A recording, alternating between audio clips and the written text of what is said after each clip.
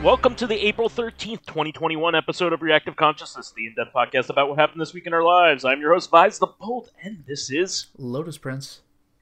And Dracologist is off somewhere, having some... You're treating dragons like you do.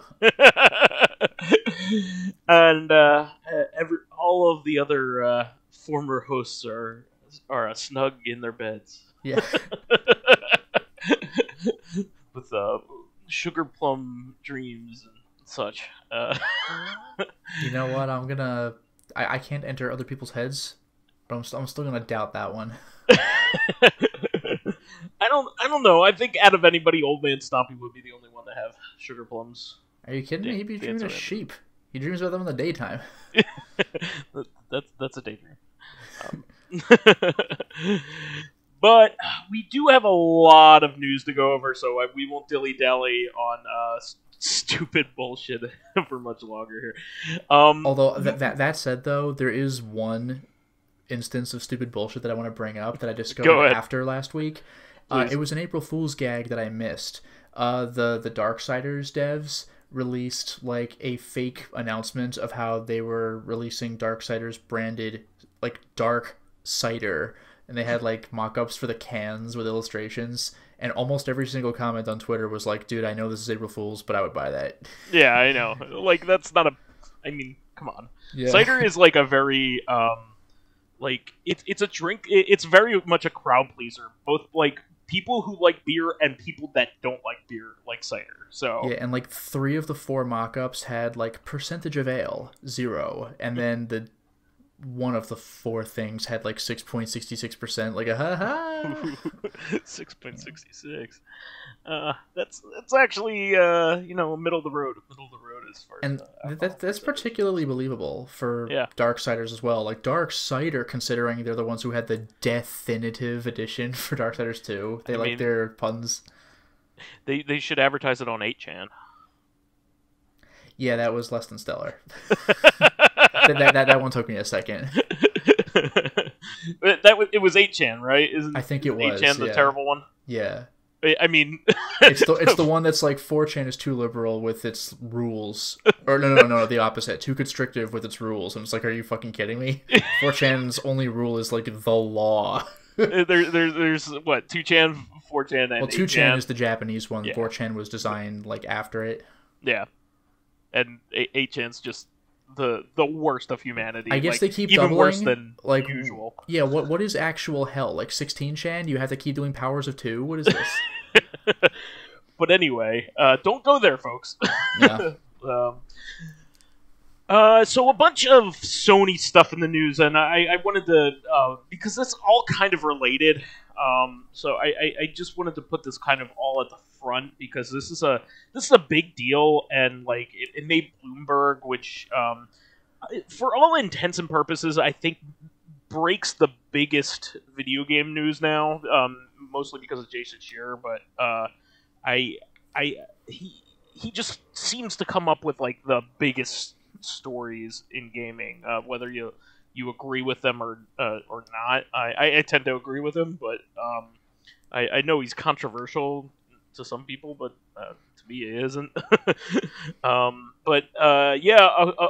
Apparently Last of Us remake is in the works for PS5, which is, that's bizarre. I don't know why we need that. But... Yeah, like, what would you do? Give it the Last of Us 2's engine, where you would see, like, some gameplay improvements, but it's the same game? It's kind of like my feeling with Shadow of the Colossus when it got its, like, PS4 version. I'm like, why? I just got a PS3 version. Like, the PS3 version was a cleaned up PS2 version. The PS4 version was a full on remake that could make better use of the new technology. Because like the only thing was though, the PS2 version was cool because nobody thought that the PS2 could run a game like that. With PS4, it's like, oh, look at this really clever indie title. I mean, the PS3 version made it like the frame rate was a lot better, so it was like a big improvement. And I that's when I played it. So like when the PS4 version came out, I was like, they didn't really add any content or whatever, so I'm not gonna play it. They added an Easter eggs worth of content, but the PS4 remake was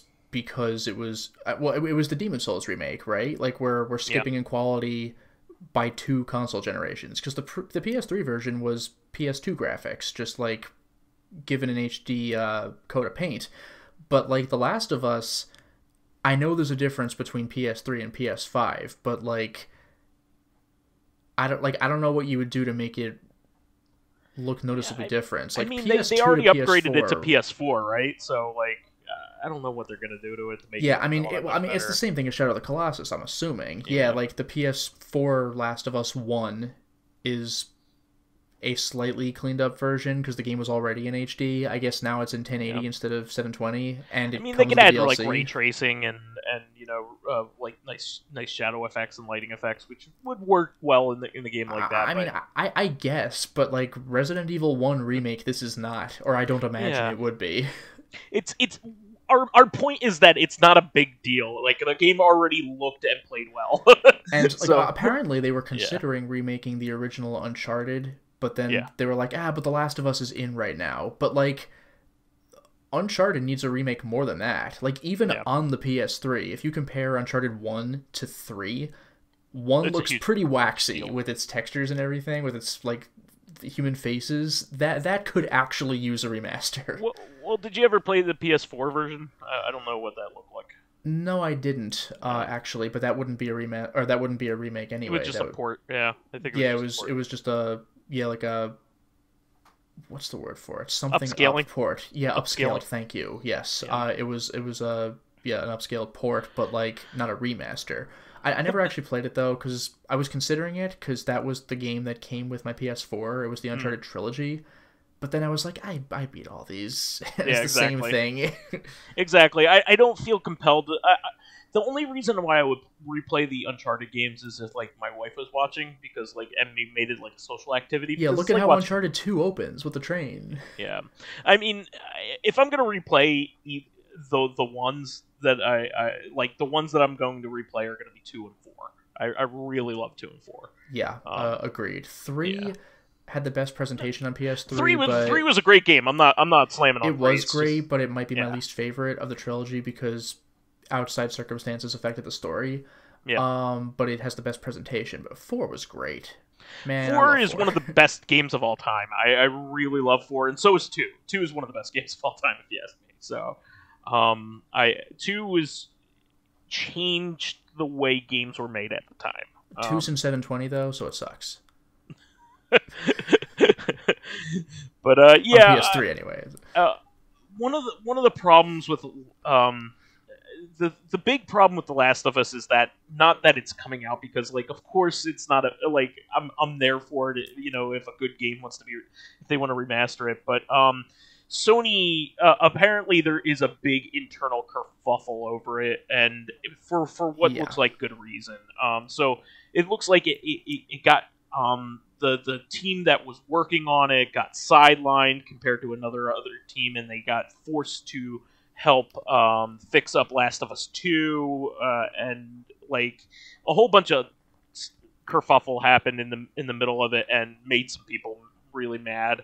Also, it seems like the part of the big story going on here is that Sony is really only putting big money into AAA titles, and which is very obnoxious, because it is. You can't pump those out. Like, that's high risk, high reward. Like, I was just gonna say, it's a high risk. Yeah, like, put out a bunch of like $20, $30 whatever to give your stuff more personality. That's what was so desirable about PlayStation in the past. Like, of course you had the huge games like God of War and everything, but like, if you only focus on AAA titles, what would you have? Like 10 games a whole console generation? You can't survive on Grand Theft Auto 5 alone. And you had like some devs like Ninja Theory, who used to be a AAA developer, decided that they kind of wanted to do like 20-hour experiences, and it worked out really well for them when they switched over to that model. And I honestly only want a 20-hour experience. That's these the thing. days. Yeah, I don't want every game I play to be a time sink. Like, well, I can't buy these 3 AAA games because I only have time for I can only play Yakuza Like a Dragon right now, and it's going to be the only game I play this year. I mean, those games are long and exhausting to play. Like, I love them, but like, I love it that's too. what you're playing. I'm not regretting it. I'm not regretting it, but there's an opportunity cost. I can't play anything while I do it. That's the whole thing. Like, I've played all of the Yakuza games that were localized, and I do not regret my decision. I love those games, but like that is it. Like you're not playing 16 other things. Like back on like older consoles. I mean, we grew up with a Genesis, which games of that length would be like unforgivable by today's standards on store shelves. Like Streets of Rage 2 was like 40 minutes long, but that was the thing. You play it, cool. Buy another game. Like like time is limited, dude. Like I don't have epic lengths for epic stories, and like that's all I can concentrate on. Yeah, I mean, like I was a big fan of whatchamacallit, the one with the arrows. What's the game one with the arrows? What are you in? There's more than one game with arrows. No, the one you play as a girl and you shoot at robots. Oh, Jesus Christ, dude. Horizon Zero Dawn. Horizon Zero Dawn, I'm sorry. For a second, I was thinking, like, Golden Axe, like, the beat 'em up. Like, go, no, arrow. I loved Horizon Zero Dawn. Oh, you mean Crazy Taxi? That was the game that invented the thing with the arrows that navigate you. No. Despite me forgetting the name of it, I really love that game. Yeah, that game is fantastic. And I'm sure if I played God of War, like the reboot one, I would love that one too, because it sounds like right up my alley. That game is brilliant. Yeah, exactly. It is right up my alley. I would absolutely love to play it, even despite the fact that I don't have any history with the God of War franchise. But that game handles things in a way where you don't need a history with it, which is nice. Remember that time I fought this Greek god? We don't go into that. Yeah, so like what I'm trying to say is I love a AAA experience, but like I don't need it. Like I really love a 12-hour experience. Man, it's been an age. Yeah, let me play something and beat it. Like, it's fun for that reason. There are several games that I buy because I know I can knock them out. Like, if everything's daunting, then, like I just said, I'm going to buy fewer games because I literally cannot play them all if they're all 100 hours. I mean, like, I only put that amount of time into something that I'm very passionate about. You know this. The games that I buy the most are arcade genre. Yeah, you're buying like half of the stuff off the eShop. Those games are quick-ish. Yeah. Exactly. And the arcade or ones, they have like gameplay where you just play it in a little bite, you know. Well, that's the thing. Yeah, the arcade titles were literally in arcades, and you'd better finish those games quickly because there's people waiting in line behind you. Like those were supposed to be like 30 to 50 minutes or something. Yeah, I mean this comes on the heels of the announcement of the closure of Sony Japan Studio, which is a really big bummer because they put out some amazing stuff over the years. And I saw people talking about stuff like, Gravity Rush, like where you're not going to get a game like that again if you're only going to focus on AAA epic length. I mean, I know that the AAA games are good, the AAA for a reason, but the problem with them is that the style that they're in tends to go with the trend of what's cool. So like games like God of War, the slow they're very samey. Well, that's the whole thing. Like you've played one AAA game, the other one, I mean, The Last of Us is not the same as God of War, but I mean, like there are certain things that are popular that have qualities of the time, like Breath of the Wild, Horizon Zero Dawn, and like God of War. Like you go to areas to explore the map, you find items to synth at the blacksmith or whatever. There are like I know that a million games have blacksmiths, but like there are little touches like that, like the Ubisoft touch with like or stuff like climb a tower, climb a thing to observe the map. Like the walk and talk kind of storytelling, like or reclaim territory of the map. Yeah, like what was cool about The Last of Us was that it was different. Like, and the gameplay, like the basic gameplay, the controls were very similar to Uncharted, but the whole attitude, at the very least, was different. Like Uncharted did the walk and talk thing to a degree, but it had like exciting gun battles instead of, oh fuck, the zombies are running toward me and if they touch me I will die. Yeah. You know, I mean, like, it's still similar-ish, but like, go back to the PS2 era where every AAA game was like a 3D platformer because that was what was in. And then you go to the PS3 and PS4 era and it's the deliberate, very serious, like, appreciate the grand spectacle of the coolness that I'm about to show you. Yeah. Like, you could start to identify an era of video games by the style of the AAA titles. If Sony's only doing AAA titles, then I got some bad news for you, buddy. Like, it's going to be hard to make wildly diverse AAA games from the same studio. And they're going to be all open world, like, crafty. Like, they're going to be and I'm good, sure but they're all going to be like that. Yeah, exactly. Yeah. It's exhausting. With some sort of light Souls elements, not the harsh ones that some people are turned off by. Yeah, you know, and a good story. That's another thing. Like, games are going to be defined by taking on at least aspects of Souls games for a while. I like Souls games, so I like it now. But when I go back, you're gonna get sick of it eventually. Yeah, like it's like going back to the late 90s, early 2000s, and looking at just how freaking many FPSs there were that were all the same. Oh, you know, like PO'd, like when you get into that territory. Yeah, like some of them have a sense of humor about them, like Doom versus Duke Nukem 3D and stuff like that. But like all those games have you only remember the best aesthetic. Ones. You only remember the best ones. That's the ones. thing. You're like, that was the coolest era ever. Was it? Like it's just like when you talk about... The worst was the fighting games. The fighting game era was sucked. But it's just like, though, when you talk about music, like, go back to the 70s. Like, that was where the good music was. Like, no, they had just as much shit as we have today. It's just they only play the good shit on the radio, because why would they play the bad stuff? Yeah. Remember these 15 songs? Those were the days, even though songs were a dime a dozen... just like they are now. Yeah, anytime like somebody tries to convince you, hey, like the movies were better or whatever, you know, TV was better or whatever, it is not true. Well, you know what I'm reminded of, actually? That there was a Reddit post that I read years ago that stuck with me to this day, where somebody was talking about how good British TV is, and like, how come America can't have like America has good TV, but look at all the shit. How come British stuff is like good? And a British person was like, well, the stuff that you're getting is the stuff that was good enough to send over there. Game shows. You're not going to watch our schlock. Tons of game shows. It's like Japanese television. Japanese television is utter garbage, except for, you know, your few bright spots of animes and, like, good dramas. There's, like, very few of those. Well, yeah, it's the same thing. We get the really good stuff and don't we get it filtered. Realize that bad stuff exists because we're not exposed to it, because no one would pay to see it.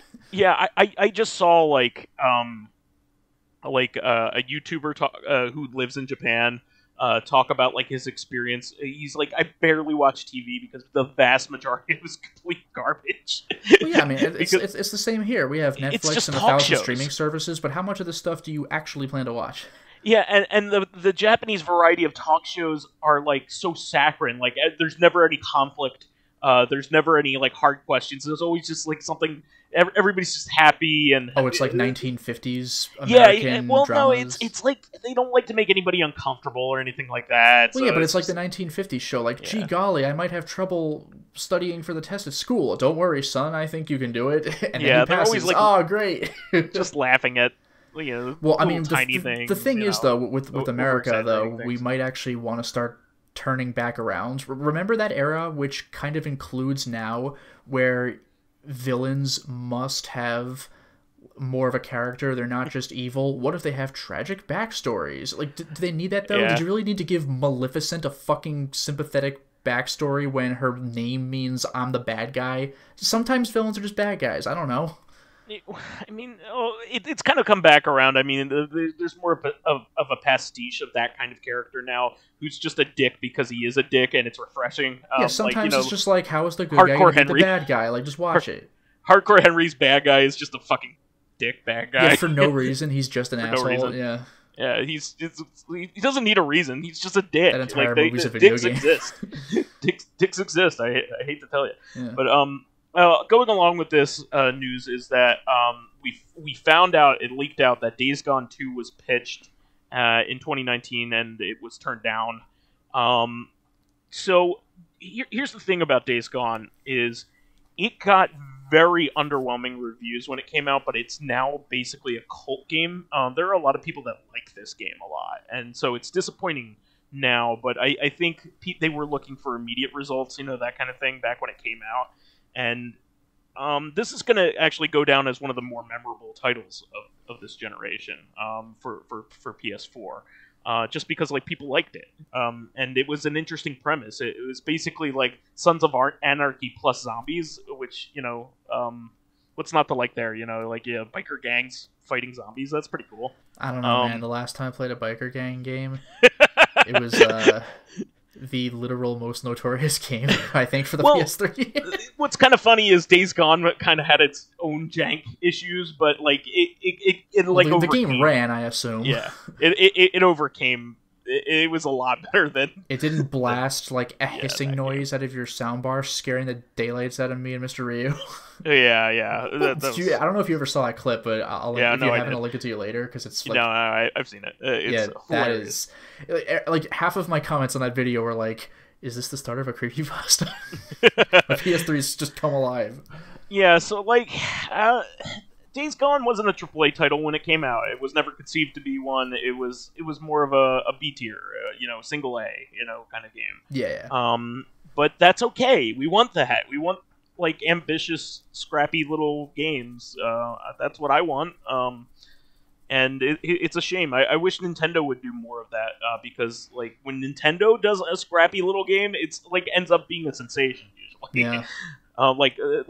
Pikmin, for instance. I love Pikmin, and it's one of their scrappy little titles. I love all three games. Or even Konami. Say what you will about how they're not releasing new games or whatever, but they gave some stuff a shot. They did Contra Rogue Core, which got mixed reviews. I don't know if Konami made this or just published it, but there was Scale Attack, which has a somewhat smaller audience, but the audience it has likes it. It's a scrappy little game. You can make a quick little game and make a bunch of money off of it when people talk about it. Why not? Some of the best sellers of all time were I don't know about of all time, but some of the biggest sellers out there are what was I gonna say? I was gonna say Cuphead, although people they had to pour all sorts of blood, sweat, and tears into that one. Yeah, but that was a scrappy little game that wasn't too. A AAA title, but it became one. Well, that was a game that started off as a much smaller game too, and then Microsoft saw how cool it was, and they gave them a bunch of money to put more into it. Yeah, so and look at Stardew Valley as well. It's I'm going to make my own little cute Harvest Moon game, and it just exploded, and now it's the gold standard for Harvest Moon games. Yeah, now Harvest Moon.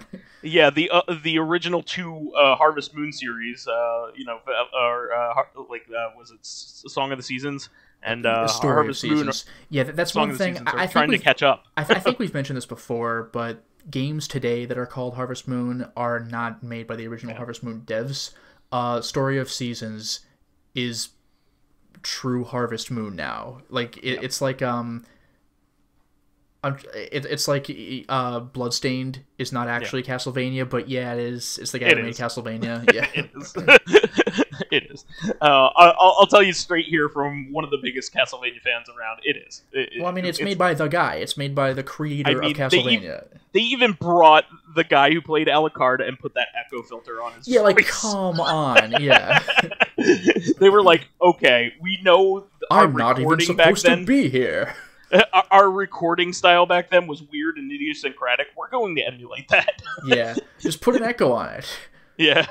What about the character deliveries? Do that too. What is a man? All right. You know what I like about it? They're self-aware. They knew they were like, wait, we did that really pretty weird. Well, it's like Shenmue 3. That game didn't get great reception, but from what I heard, they purposefully made the acting, at least the English acting, as weird and awkward as it used to be.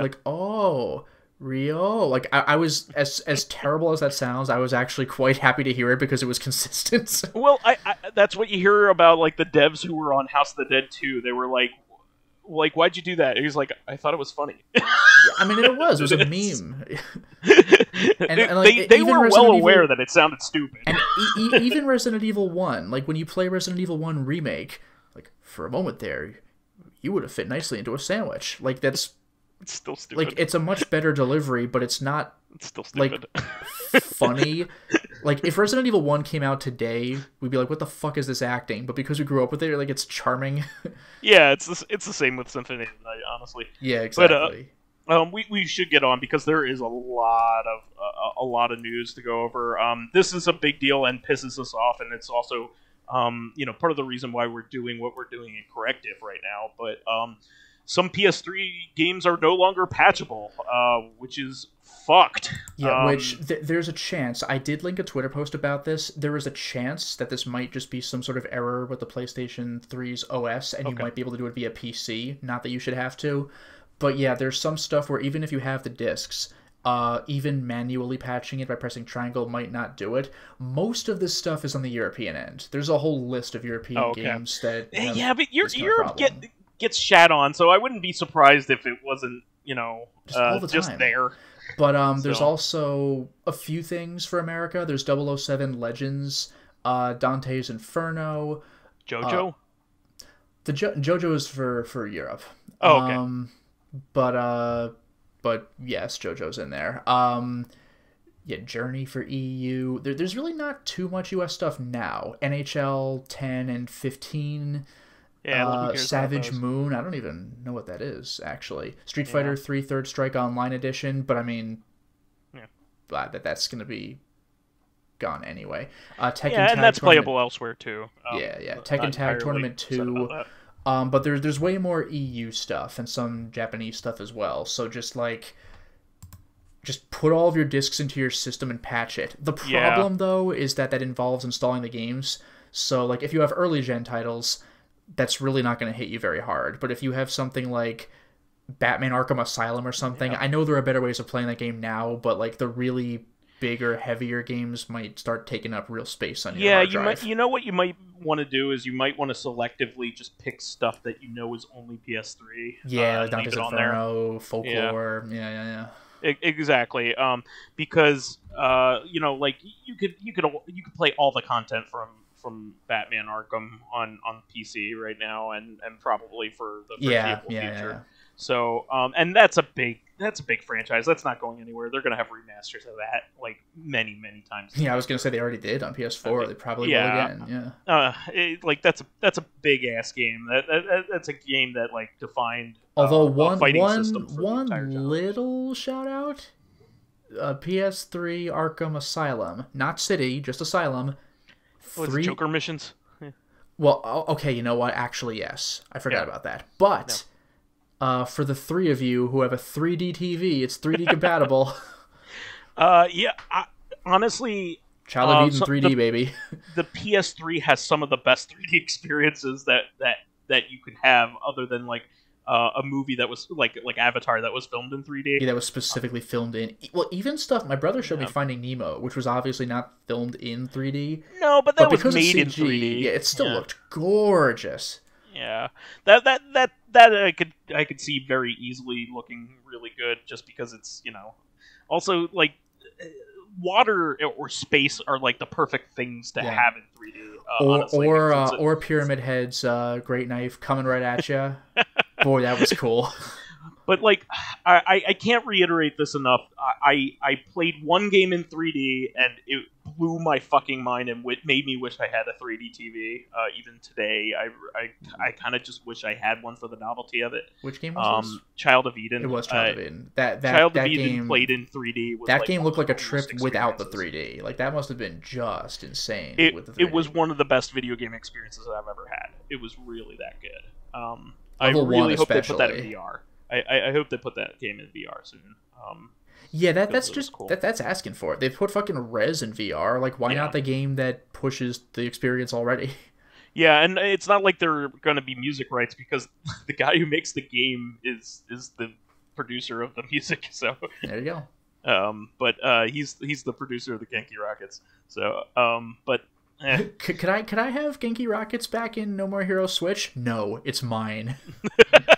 I'm gonna have this vibrating suit play it to me.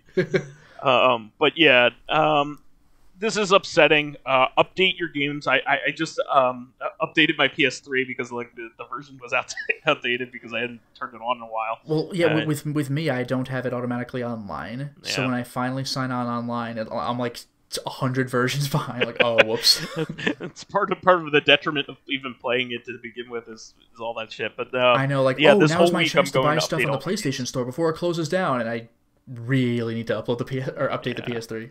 Yeah. Okay, moving on from that, we had some pretty big news with a bunch of the fighting games out there. You can take over this one because this was your item. Yeah, Street Fighter V Champion Edition. I think I missed these. They already had announcements for certain characters, but I caught them during a new announcement. So Dan is coming out in Street Fighter V, which is he's always welcome. Rose, and he's also pretty good.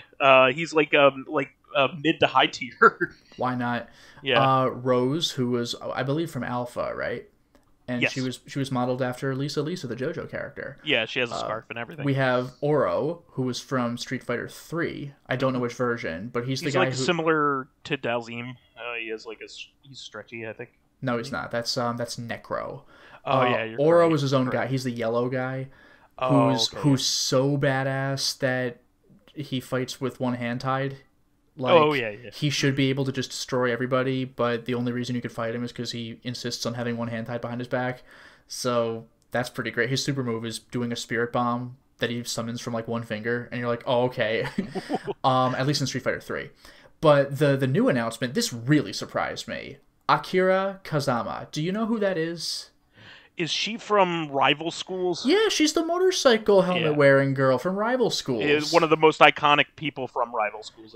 She was the character who it was like a reveal that she was a girl. She's Daigo's sister. Daigo's the really big guy with like the Jotaro coat. Who like Akira is also a gender ambiguous name. Yeah, that's how they get you. Yeah, because Akira is a guy in Virtua Fighter, for example. But yeah, it's a woman's name as well. But she has a move in Street Fighter V where she just calls on Daigo. He just appears and kicks your ass and then walks off, gives her a wave. One thing really got me. This wasn't part of the new announcement. I think you were supposed to already know this, but I missed it. There's apparently like a bonus content, maybe if you get the season pass, for a character called 11, which that's crazy. Do you know the significance of that? I don't. So the Street Fighter V has callbacks to Street Fighter 3 because Street Fighter 3 is in the future. For example, you know G. Do you know who G is in Street Fighter?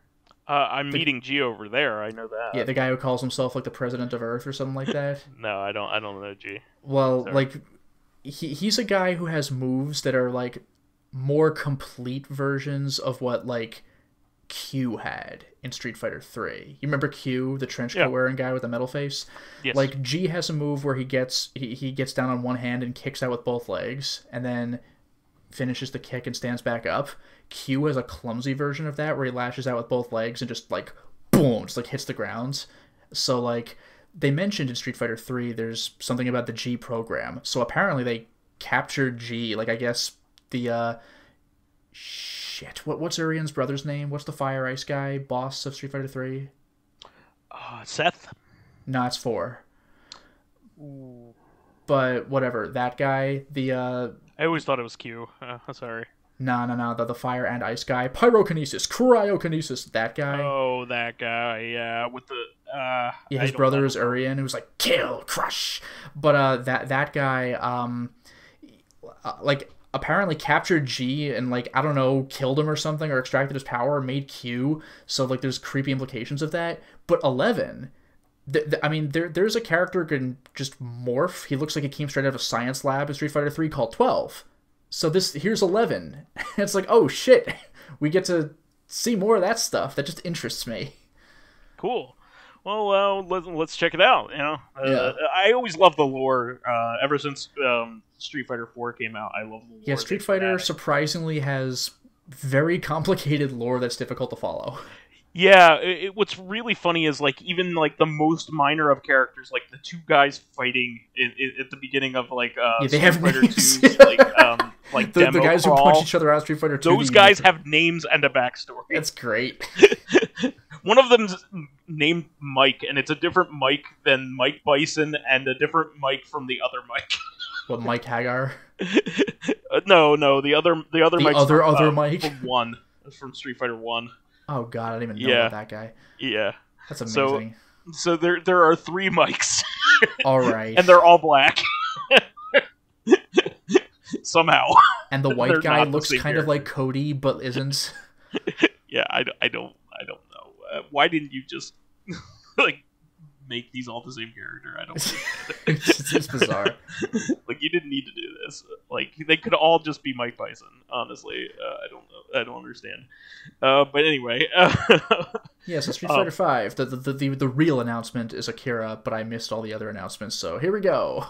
Yeah, I don't know. And there's still 1 or 2 more characters they have yet to reveal, but like, holy shit, Capcom's acknowledging rival schools. They haven't done that since Project Cross Zone. Yeah, where they have like Batsu. I think that was it. Yeah, I can't think of a character. Maybe the Marvel vs. Capcom games had a couple rival school characters in it, but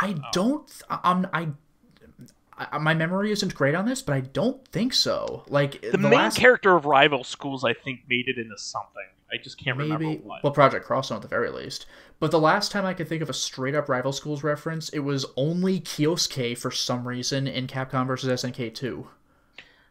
Let me see. Why Kyosuke? Like, he's not the main guy. And I guess if you really want to fudge it, you could say Sakurai for every single game she's in, because she's been in rival schools. I think he was in, like, Street Fighter Cross Tekken or something. Like, that doesn't sound right. I don't know. Batsu, yeah, Batsu's in something. Ultimate Marvel vs. Capcom 3, yes. Are you serious? He was playable in that? No, but, like, shows up. You know, okay, so all right. He's in the Iron Fist Sending. Okay. Yeah, but, like, yeah, he shows up. He was in Tatsunoko vs. Capcom. That's probably what I'm remembering. Oh, Jesus. Okay. That whole game's lineup was really bizarre. Yeah, but it's cool. It is. Well, it's cool for that reason. It's like Neo Geo Battle Coliseum. Here, you can play as Mars people. I don't know. Fuck it. Exactly. That's the one with Zero in it, too, right? Maybe, but Zero was also Zero was in SVC Chaos as well. Yeah, he might have been in both games. Yeah. Well, moving on from that, King of Fighters 15 had a Mai gameplay trailer. Of course, we've already seen Mai revealed. And now you know that the game is going to, I don't know about succeed, but at least not fail, because KOF 12 did not have Mai, and look what happened. Well, you need Mai and you need Terry, and then it's like Street Fighter 3, like add Ryu, add Ken, add Chun-Li, Akuma 2. Well, you have to have those people in there because, like, people play as them, like, they know how to play them, they've mastered them, so yeah, everyone else is a clone, but like Ryu, come on, you got to bring in Ryu. Mai also looks better compared to her debut trailer. They fixed her up a little bit and her model up a little bit, and she looks really good now. And a lot of comments I saw, by the way, about her reveal were that KOF 15 is apparently not for good little boys and girls. But I love, like, if I'm gonna play a fighting game, it's gonna be King of Fighters. Or Soul Calibur. Those are like the two. Yeah, I would probably do Soul Calibur. I like watching King of Fighters, but man, I cannot play those games. King of Fighter. I am much better at King of Fighters than I am at Street Fighter, but that's might also be because the pool of people is a lot lower. So like I can get a little bit further because it's a smaller pond. But KOF has some serious roster selection, but the thing is, you have like 3 people per team. Yeah, and there's also, like, I just like SNK games in general. Like, I like the most recent, like, Samurai Showdown game is really a lot of fun. Yeah. Even if I'm not, like, the best at it. Like, I just like that it's popular enough that it's making them some money. Like, they're the scrappy company that could. They keep coming back, baby. I'm surprised they haven't gotten snatched up. I'm very surprised that Capcom hasn't, like, bought them or something. Because that would make sense, right? Probably. I mean, come on. If Capcom bought SNK, that would be like a match made in heaven. Not that I want to see that, but like that's feasible. But I sometimes I wish that it would happen just because of security of the brands, because like SNK is like always on the precipice of dying. It's like, always there.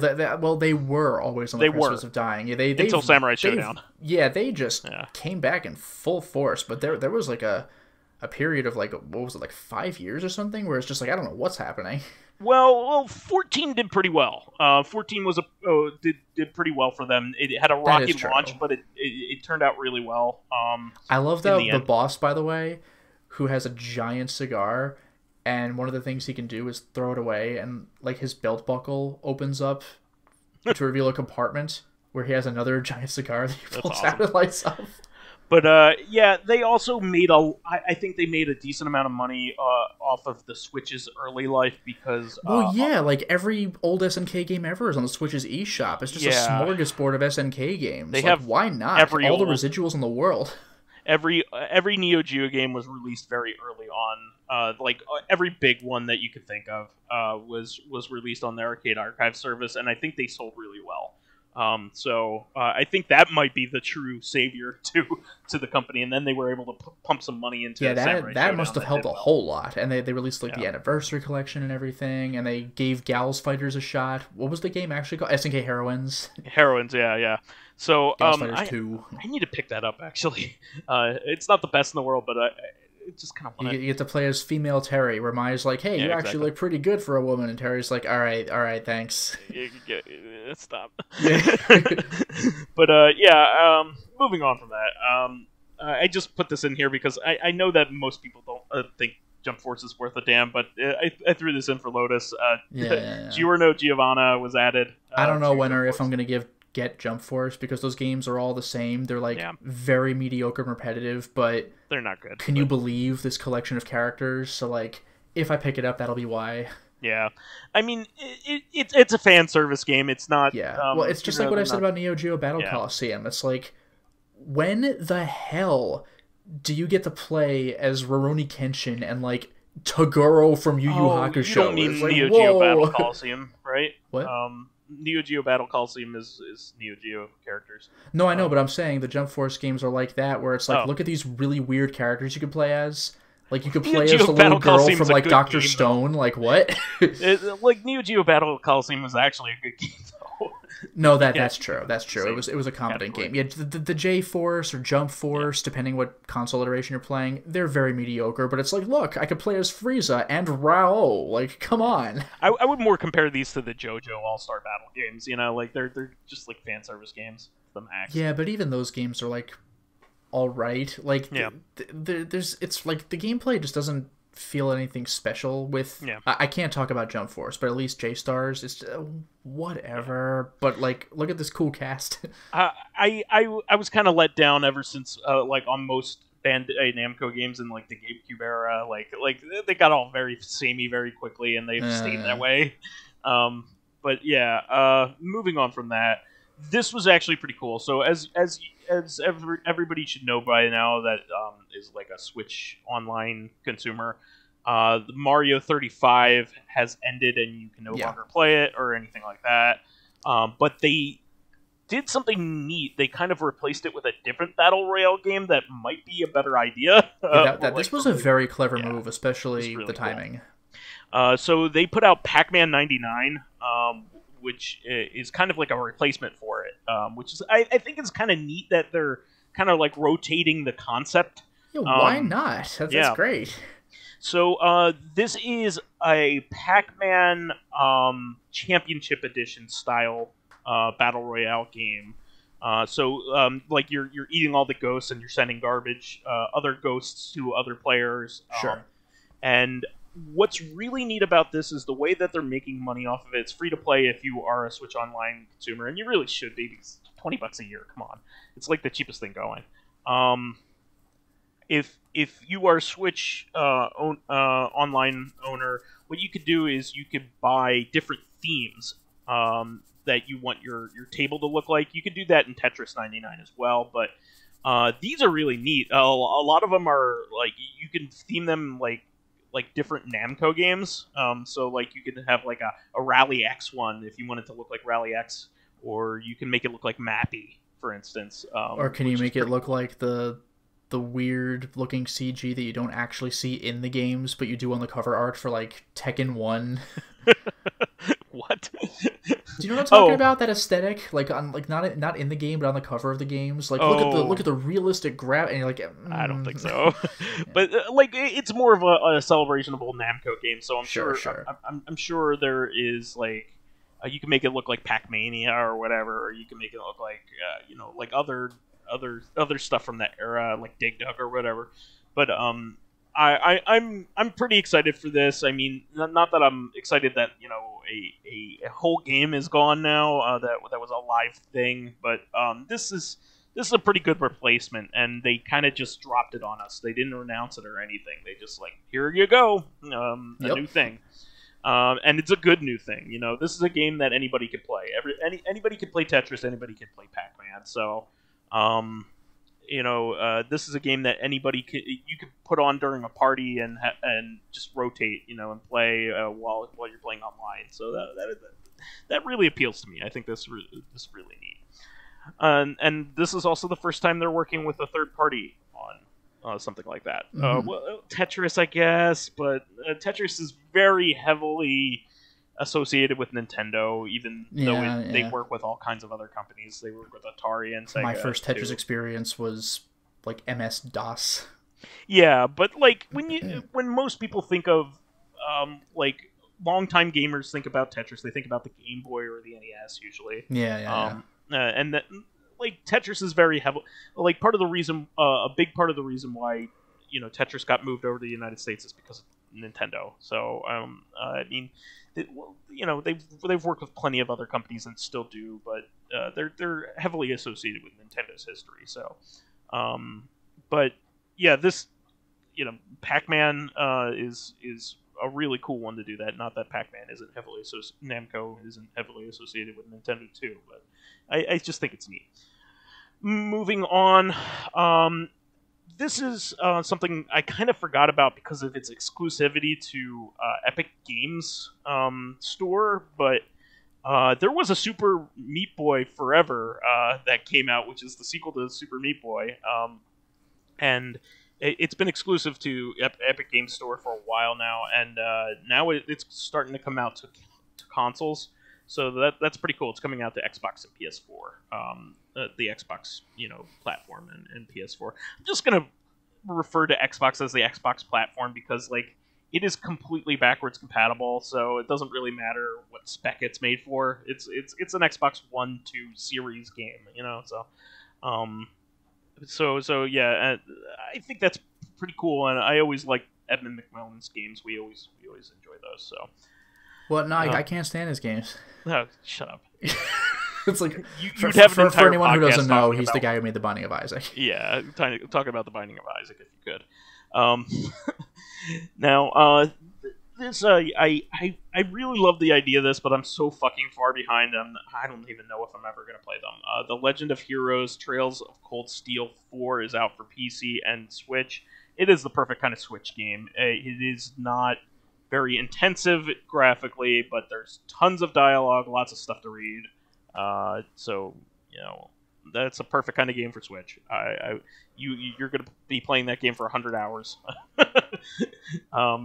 And the people who play these games absolutely love them, and I wish I could dedicate the time to them, starting with Trails in the Sky, and then work my way up. But how many games is that? Are you telling me you don't have time for like 7 epic long? I don't. Oh, okay. And also to play like the games in between that got fan translated now, so I could play those too now. Oh boy. Yeah, no, I'm not doing it. I'm sorry. Yeah, there were 3 Trails in the Sky games. 3 Sky, 4 Steel. 4 Steel games, and then the 2 games in the middle, AO and Zero. Yeah.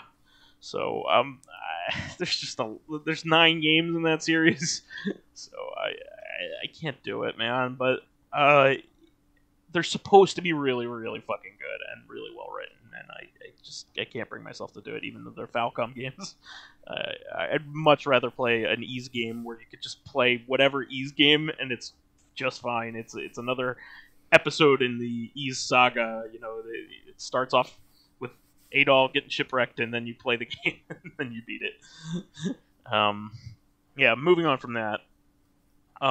This was interesting. I didn't know about this, but Platinum Games released a new game exclusive for Apple Arcade, so neither of us are just going to play it. I was going to say, I can't wait until 1 to 2 years from now when we could actually talk about the game when it's on a real it's platform. Like Exit the Gungeon. It's just like, I was excited for that, but I couldn't play it. Yeah, bye. Later, yeah.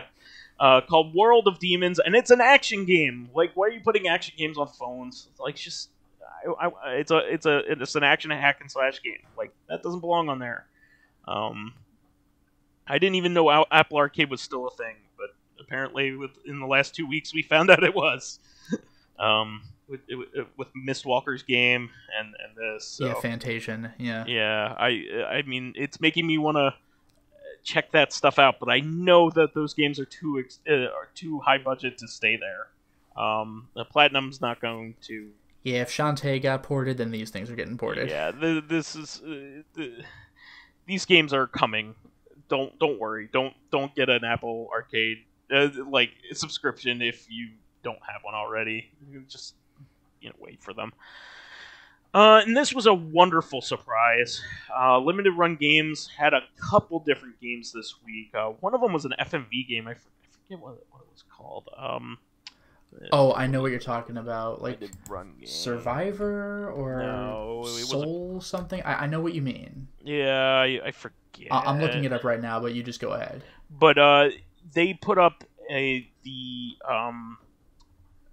pre-order for another one of the M2 shooting series, Shot Trigger series games, which has included the Battle Garega, Ketsui, Death Ninny, and also the Alista collection that I talked about earlier.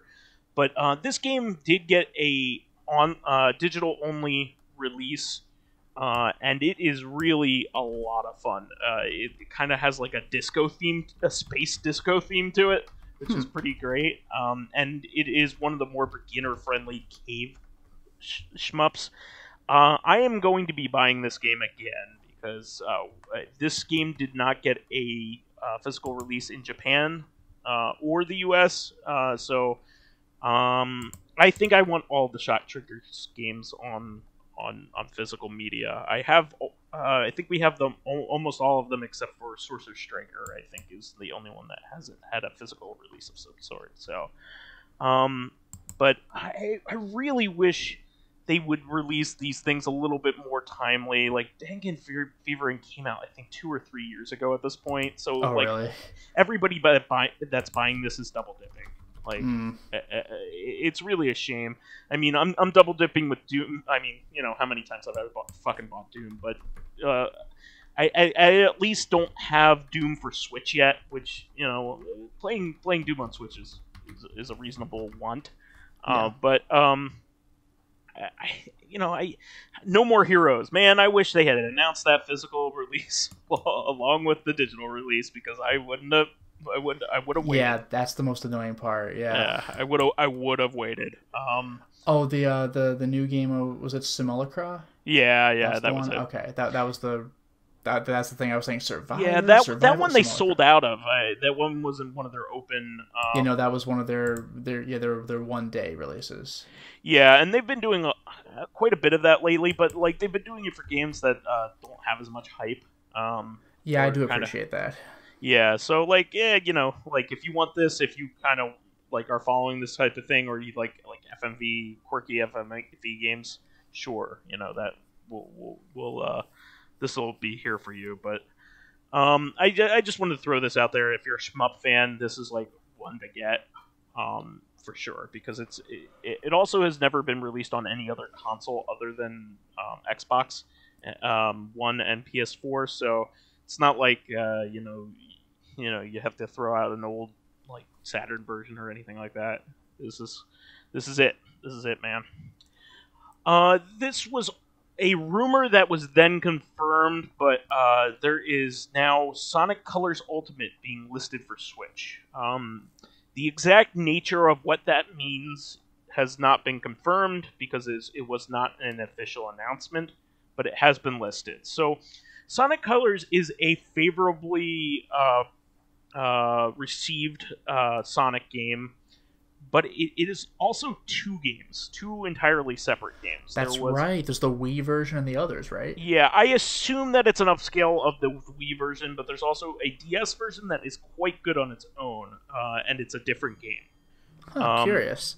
So there is a slight chance that maybe they're combining them, because it does say Ultimate, so maybe. But I wouldn't get my hopes up. I wouldn't put my hopes up. Because it's obviously going to be a lot easier to port a Wii game to Switch. It's been done many times, including No More Heroes. But yeah, I mean, this is one of the better games from the latter era of Sonic games, and I think the one that like Sonic fans really want is Unleashed because they really like that game. That game, I mean, I people joke about the Werehog, but regular Sonic. Like, he has never felt so fast. Like that speed depiction was incredible in that game. Yeah, and probably another one that is sought after is a competent a port of Heroes. Heroes hasn't been around for a really long time, so that was the Heroes GameCube PS2 era game. Yeah, exactly, and it hasn't the PC version hasn't been updated or anything like that. You can't even buy it. Oh, jeez. Okay. So yeah, that's why it's like a heavily sought after game. So in that series, but this is one of the good Sonic games. It's better than what the most recent one with Forces. I mean, Forces looks alright. It's just like it looks okay. The story is hilariously laughable though. But Colors is one of the good games, and a lot of people really like that one. So I'm interested to see what they're going to do with it. I'm probably not going to buy it either way because I kind of only committed to playing like the old school Sonic games and old school style ones. Like I loved Mania, and that's all I really wanted. I just wanted Mania, and I got it. So unless there's going to be a sequel or something similar to it, like Freedom Planet's really cool. And there are two Freedom Planet games now too. Yeah. And those games are good. They're furry as shit, but they're really fun games to play. Just skip your way through the cutscenes. What is it with the cutscenes? It's just a lot of talking. A lot of I'm this cute little cat girl, and I'm making this stupid voice to be this cute little cat girl. And, there's actual voice acting? I slipped on something. Oh, no. It's just like... Yeah, all right, I get it. Yeah, just, I don't know. It's really infantile, kind of humor and trying to be cute. I don't know. I don't want to alienate anybody here, but I know some furry people are into that kind of stuff. Now you got to be cool. You got to be like Knuckles with your Lego shoes. I mean, I just like it because it plays neat and looks cool. You got to dig into the ground for Chaos Emeralds and say Aura Aura, which weirdly they kept that in Sonic Adventure 2. I don't know what that was. Same goes with. Did you ever notice that? No. And when Robotnik pets a Chow, he goes yosh. They just kept the Japanese for that too. All right. It's just hilarious. I guess I don't mind, but what? Look, man, I was a big Sonic fan until probably until Sonic Adventure 2. That was when I started tapping out. But I was a gigantic Sonic fan. Oh, I was all in on Adventure 2, but I tapped out after that. I collected the comics. I bought every game. I was really, really into Sonic. The last Sonic game I bought legitimately was Mania, and the last one I bought ironically was Shadow the Hedgehog because there's an ending where he there's an ending where he shoots Eggman with a fucking gun. That's crazy. What are you doing?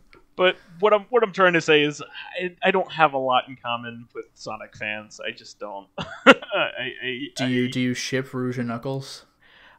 No, I don't know what you mean, and I don't care. I am not from DeviantArt. I have not hung out there. I am not. I don't know, man. Rouge has some signs of liking him. I don't know. Knuckles' fucking lyrics in one of his levels in Sonic Adventure 2 was trying to pretend he was over her. It was hilarious if you pay attention to the rapping. This I don't know if you caught this or not, but the official Sega account said, "Hey, do you have some like Sonic artwork? We would love to see it." That is a dangerous request, my friend. And everybody in the world was like, "Oh God, no! Don't do that!" I mean, even the Sonic Boom TV show like directly addressed that. There's like, I forgot how they did it, but they mentioned like drawings of them or whatever, and they're like, yeah, some of that stuff gets weird. They had a line like that, like in the TV show. It's amazing. But go into that thread and content warning. They found the lewd. Yeah, I mean, like, this is a really old meme, but like, go to DeviantArt and type in your first name, the Hedgehog, and just see what comes up. Because that was a thing. I don't know if it's still a thing, but it absolutely was a thing. Yep. Yeah, I mean, like I said, Colors. I do own both versions of Colors. I do like playing the DS one, but I'm kind of past it. You got to play the BioWare Sonic the Hedgehog Chronicles game, which has the most compressed audio on planet fucking Earth. No. have you ever looked up the soundtrack for the game on YouTube? No. Because like a bunch of the comments on that video for like the opening theme or whatever were like, no, like that wasn't just a DS, it's actually this compressed. It's so depressing. That's funny. Moving on from that, I should have mentioned this with Dangun Feveron, but Limited Run Games posted that they've gone gold on the original Shantae, the Game Boy Color game. They have a physical copy of a proof copy now in their hands, which is really neat. And this isn't for an upcoming. Well, I mean, they haven't released it yet, but the pre-order for that was like months ago. Oh, was it? I didn't know. Yeah, they had because they'd been releasing Shantae games, but then they were like catching up with stuff they missed, like because like they did PS4 releases of like Risky's Revenge, but now's your chance for the Switch version, and they actually did a physical of the Game Boy Color one, which I was super excited about. So there was both a Switch release and an actual Game Boy Color cartridge release of that game. That's a shame because I didn't realize that. I missed out on that.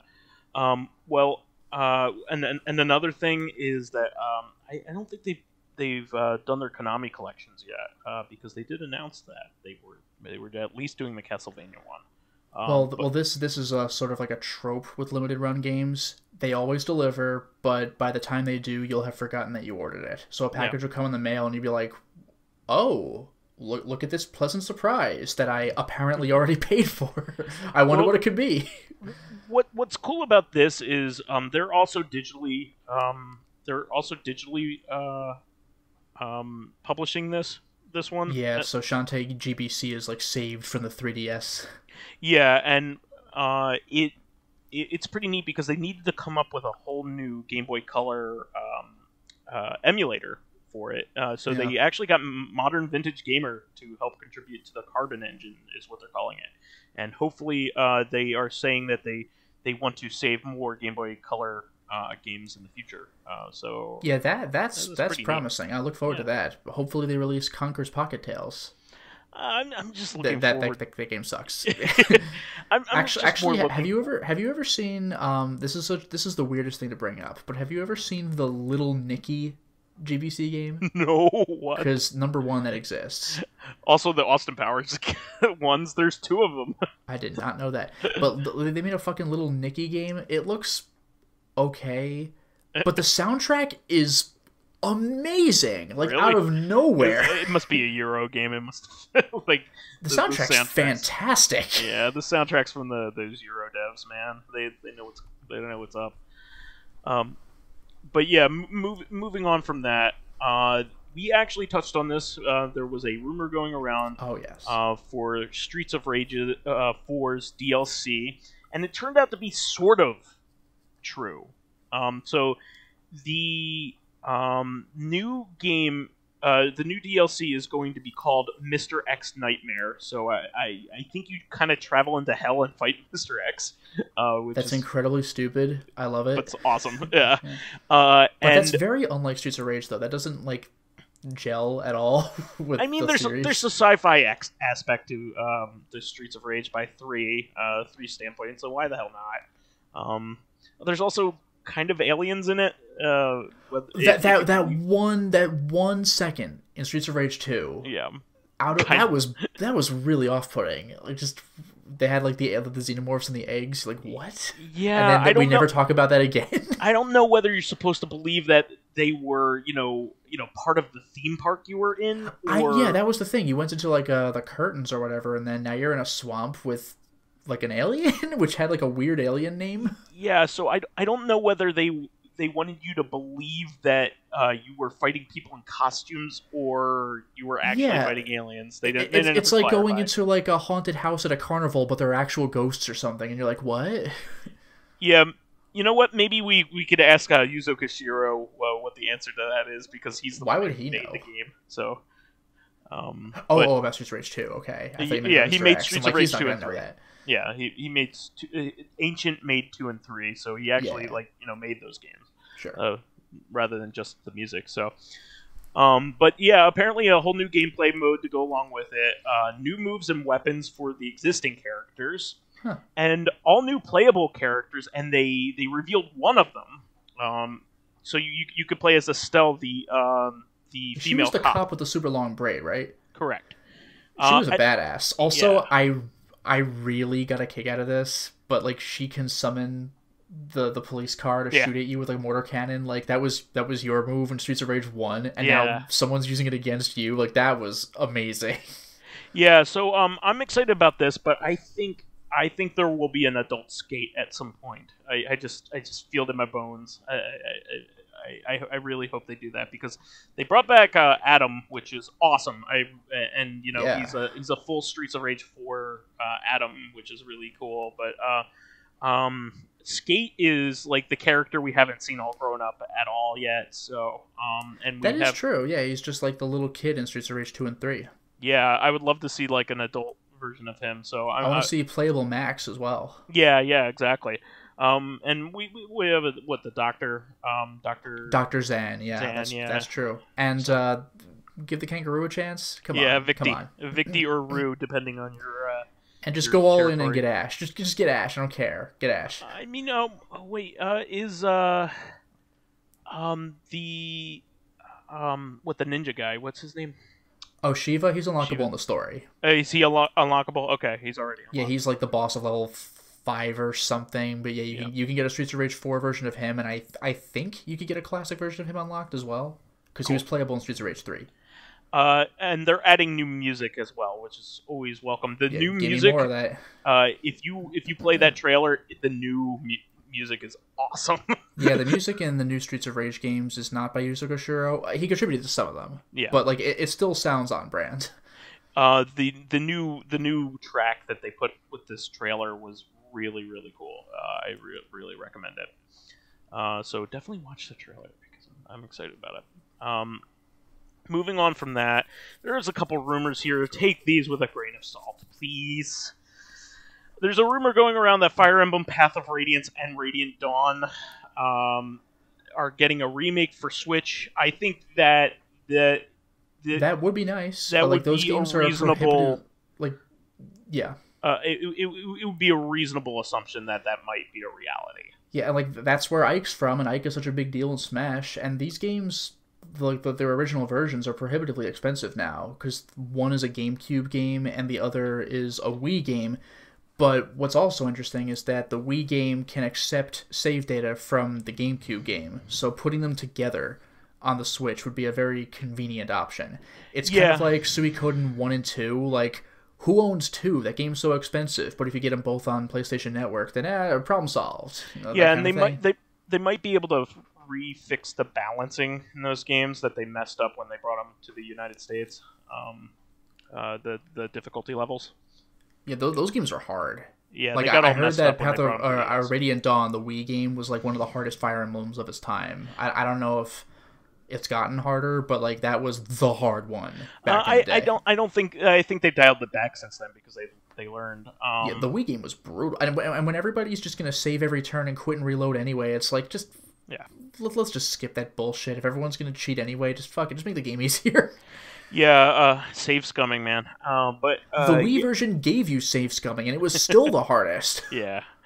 Both of these games are command a high price on the secondary market. So this would be a welcome remake for sure. So I definitely think that this is. Plus, they know that Fire Emblem games will sell well. So I think it's a done deal. I think this. Everyone's gonna hate it because it's not also a dating sim.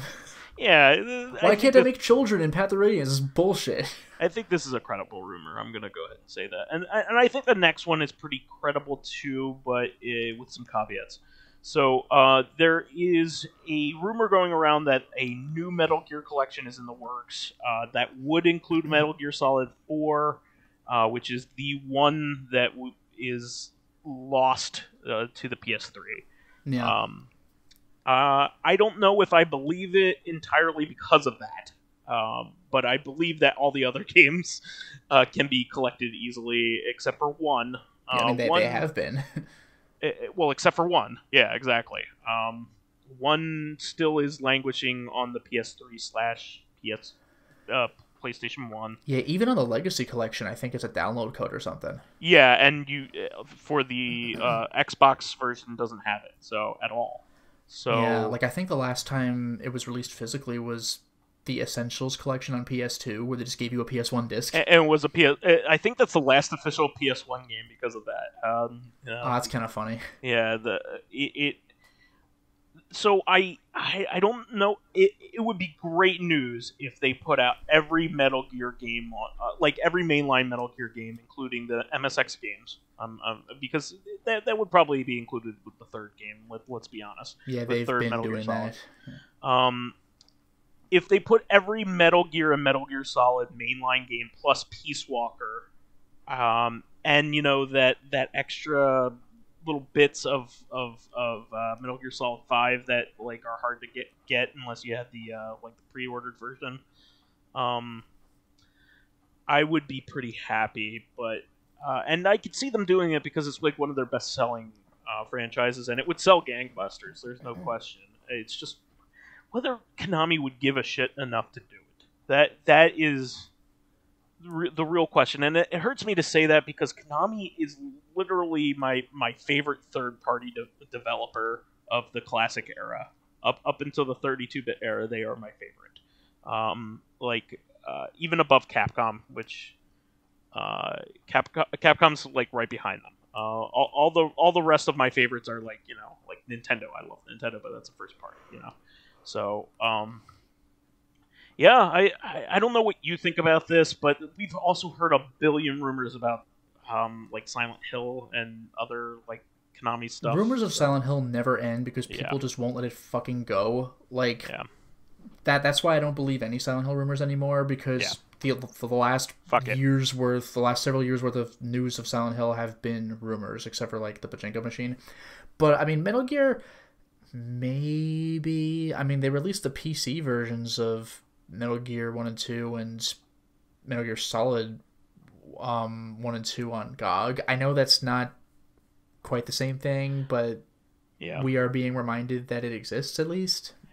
Yeah, and the thing is, Metal Gear Solid 4 is going to be require a lot of work to port, because it was made with the PS3 in mind, with the cell architecture, and they didn't port it to anything else, even at the time. So I would think that it would be a very difficult game to port. Especially because of how meta a lot of Kojima's stuff gets. Yeah. Like Metal Gear Solid 1 had a thing with rumbling the controller, and 4 had a somewhat symmetrical, I don't know if that's the right word for it, but there's a sort of callback to that mechanic. Yeah. I know this isn't that big of a deal, but they directly mention the concept of Blu-rays in the game. Yeah, I mean, all games are on Blu-rays these days, so that they could still do that.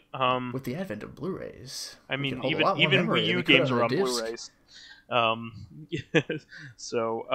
even Witcher on Blu-rays. Wii U games were on Blu-rays, so that's hard to believe, even though I own them. Yep. They're kind of special Blu-rays. They have those beveled edges that no other discs have. It's kind of funny. Yeah, feel the edges of your Wii U games. They feel different than PS3 games or PS4 games. But anyway, take it with a grain of salt, those last two things. But I think the first one is much more likely than the second one, if you ask me. Also, Nintendo's been into reviving a lot of old stuff lately, like including the Famicom Detective Club, which is coming out pretty soon. And Fire Emblem is a viable franchise in the United States now, as well as Europe. So, I think that's credible. Moving on, this was a brief but kind of neat thing, I guess. So Analogue opened up a very last NT Mini Noir order. It is now already sold out, but they had probably a few more units left in stock of the NT Mini Noir. I stopped myself once again from ordering it because every single time I hear about this, I'm like, maybe this time, and then I realize how expensive it is for something I don't need. So I'm like, eh. If it was $300, I would do it. It is $500. It costs the same as a PS5. I can't do it. I'd much rather buy a PS5. I'd much rather buy a PS5, and I can't because I can't find one. But yeah, I'm not buying one of those when I have an HD modified AV Famicom and I have an AVS. And I have a Mister, and I could buy an AVS and be happy with it, honestly, if I really, really wanted to play my cartridges on something like that. So I could play it on my AV Famicom HD modded, no problem. But I still kind of want it for some reason, and I don't know why. I guess it's just they make a good product. These are really sleek, and they're well put together, and they're well supported. So, but it's way too expensive. They could lower the price of these things by a lot by eliminating a couple stupid design things. It doesn't have to be metal. Yeah, I know. That is like the big one. It doesn't need to be metal. I don't know why it is. They could just make it plastic. That's number one.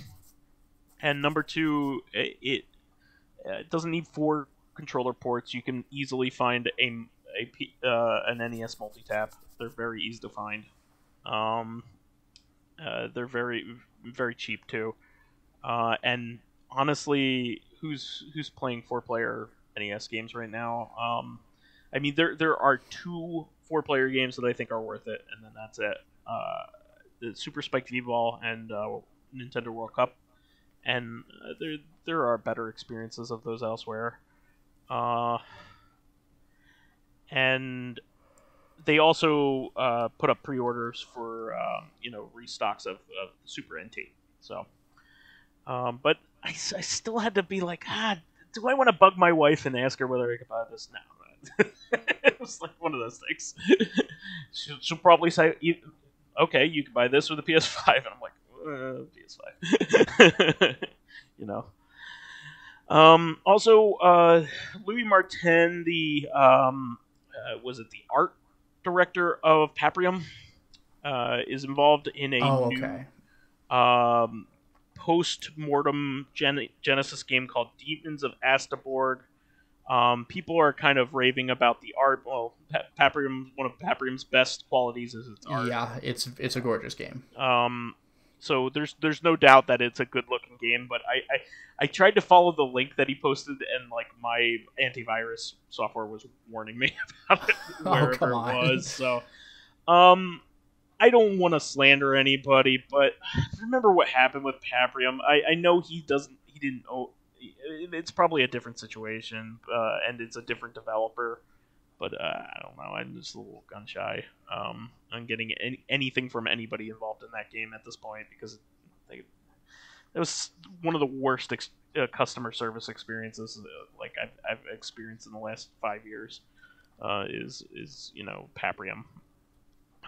But it does look cool, so definitely check it out if you are interested in that kind of thing. This is also a very interesting thing. A demo build of Castlevania Resurrection popped up. Do you know what Castlevania Resurrection is? I did not see any of the demo, but it was I believe it was a proposed idea for Castlevania for the Dreamcast. Yes, starring Sonia Belmont, the star of Castlevania Legends, the third Game Boy game. It was going to be a 3D Dreamcast Castlevania game that never came out. I think there were a couple screenshots of it. Somebody found a demo build or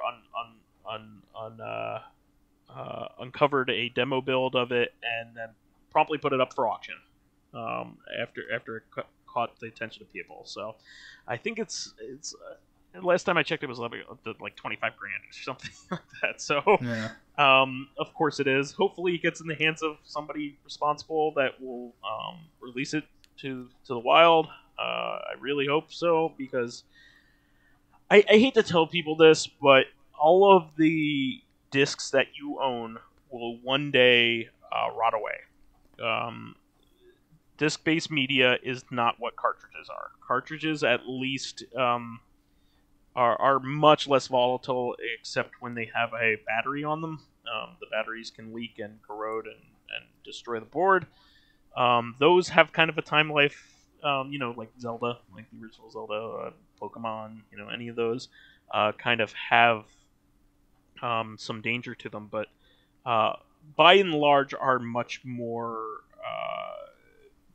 much better for being preserved. Your Switch games are going to be around for a long time, but games like from the the Sega CD era are already kind of starting to see some deterioration through no fault of your own too. This is not from bad care or anything like that.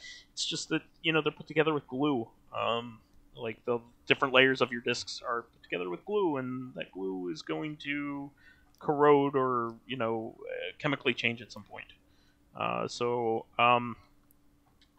When I see stuff like this, I'm like, please dump it. Please at least have some kind of fail-safe that you could release to the internet if you want to save your investment or whatever. Just back it all up, get it in the right hands, and just distribute it, because it'll be lost forever. Yeah. Otherwise. Also, you brought this to my attention, and I was amped up from this. So this is hard to explain quickly. Yeah, this has been 20 years in the works or something, maybe more. But anybody who may have heard of this this robot anime series called Robotech yeah. back in the day, I don't know if this is going to be quite the right comparison to make. I don't know how many people watched it, but it's a sort of similar situation to the not Power Rangers show VR Troopers, yeah. where it's actually footage from multiple different shows that was localized and combined into one thing. No, that's an apt comparison. Yeah, it is, but I wonder who's going to get that. Yeah. But it's yes, oh, don't worry, I swear, it's all the same show, no matter how different this part looks. So Robotech was like that. It was a combination of the series Macross and I think something else. 3 shows. I don't know. What was it? It was 3 shows. Also 3 shows? Jesus. Yeah. But yeah, so it became its own thing called Robotech here. Now, fine, whatever. That gets people exposed to the cartoon in some way or another. But the problem was, whenever there would be releases of Macross or things featuring Macross, like Super Robot Wars, we've got all these franchises combined. We have Evangelion, we have Big O, we have Macross, but the company that made Robotech, Harmony Gold, or at least the head of it, is a piece of dog shit. So he would always refuse to localize stuff like the Robot Wars games because he insists on making it Robotech, which it isn't. The original Japanese product is not Robotech. Robotech doesn't exist over there. So finally, that's not the biggest thing. That's not the biggest thing. The biggest thing is that he's been stonewalling all of the sequel franchises of Macross, which the Macross series. There was one back in the 2000s that was really popular, and you could only watch it via fan dub because of it. It's the same idea. Japan could keep making it, but we couldn't get it over here. Yeah, so now, a few days ago, they've come to some sort of agreement where Macross can finally move on and make it over here, and Robotech can also, I think, exist as a separate iteration, which it always fucking has. Yeah, Macross. So Frontier, the guy was I'm a prick sorry. for not agreeing to this decades ago, but it looks like we finally might have the go-ahead. So now, of course, everybody's going, oh man, bring over all those old Robot Wars games for the Switch or something, because we don't have the platforms they used to be on. But yeah, this is, like, I've never followed Macross or Robotech, but this is insane news. This is like 20, 30 years in the making. Not in the making, but like it should have happened 20, 30 years ago. So back in 2008, 2009, Macross Frontier was a popular anime in Japan, and it could not come over because of Harmony Gold. So this is like one of those chances. I was actually even kind of searching for a way to watch these Macross series, because like it is impossible to find them in their original. Up until recently, it was very difficult to find them in their original format. Macross, also, we didn't even touch on this. Macross is one of the foundational like animes that is super influential. Yeah. In Japanese culture in general. It's up there with Gundam. The original Gundam and the original Macross came out in the early 80s and have been gigantic influences on everything after that. So all of your robot animes are basically all from Macross and Gundam. And Macross was a big deal, and we only got exposed to it in a bastardized form, and then we couldn't see any more of it legally. So honestly, it's kind of similar with VR Troopers as well. Like, you can't really, I don't think, officially or legally see that the series that it came from, or maybe like a few episodes from them, like Metalder, but like I don't think there's as much demand for those. But like it's still a somewhat similar situation. I don't know if it's because it's of not as stonewalling influential. well, that's the thing. I think that just happened not to be localized. But like if you wanted to follow Metalder or like that Space Force, I forgot what the other one was called, but whatever. Like it's harder to do. Yeah. No, this was but not because Haim Saban is a prick. Yeah, so so apparently what the deal that they made is that they won't interfere with the majority of old Macross series coming over, as well as new ones in the United States, and they made the deal that like they won't like on the Japan side of things, they won't stonewall the release of a live action Robotech film that is supposedly coming out on the Harmony Gold end. I don't have high hopes for that. Yeah, I don't know how many people are going to be chomping at the bit to see a live-action Robotech movie, but all right. Yeah, but you know, the if people that's who bought the PS2 game, I guess, Robotech Battle Cry. If that's what needed to happen in order for me to watch the original series as well as Frontier in a legal and easy way, I'm for it, man. Yeah, for the longest time, this is like one of the biggest like copyright disputes in modern anime history. I don't think there's anything nearly this like and it should never have existed. It's not like anybody was infringing. It's like, oh, you can't do this to Robotech. It's like, it's our animation. Like, what are you talking about? Yeah, no, it was a big dick move. And I just want to throw out a couple last things. I know we're getting long in the tooth here, but I really have no other like way to talk about these things. Disney Plus recently put up a bunch of really interesting, like, apocryphal Star Wars content. I don't know if you heard about this, Lotus, but I don't think a lot of people. I don't care.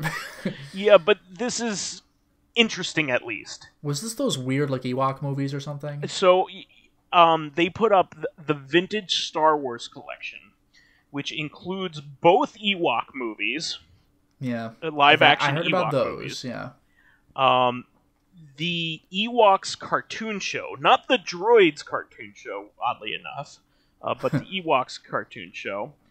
I think there's probably music rights involved with Droids because they used a song by one of the guys from the Police on there.